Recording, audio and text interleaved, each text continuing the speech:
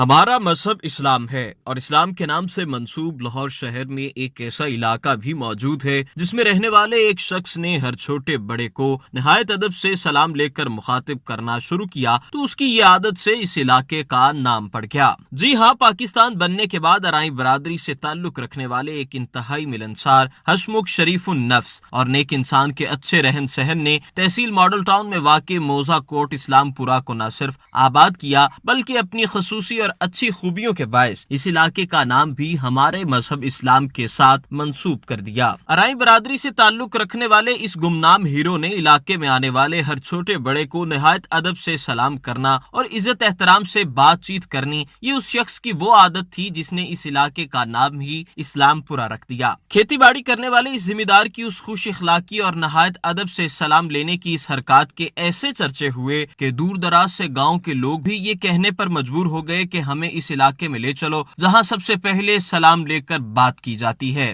یہ علاقہ تحصیل model town میں فیروز پور روڈ پر سوئے اصل سے 10 کلومیٹر دوری کے فاصلے پر واقع ہے اور زرعی علاقہ ہونے کے باعث یہاں کی آبادی بھی کم ہے۔ سرکاری سطح پر ریونیو ریکارڈ میں بھی اس کو کوٹ اسلام پورہ کے نام سے تسلیم کیا جاتا ہے۔ ارائی برادری سے تعلق رکھنے والے اس گمنام ہیرو کا نام تو پتہ نہیں چل سکا، مگر اس کی اچھی عادات سے مشہور ہونے والے علاقے کو ہم نے ضرور دریافت کر لیا ہے۔ 73 سال بعد میڈیا 92 نے بالآخر اس راز سے بھی پردہ اٹھا دیا اور موزہ کوٹ اسلام پورہ کے اس ہیرو کو بھی سامنے لے آیا جس کے آباء و اجداد اور خاندان آج بھی اسی جگہ پر اپنی زندگی بسر کر رہے ہیں۔ علی برہان، میڈیا 92، لاہور۔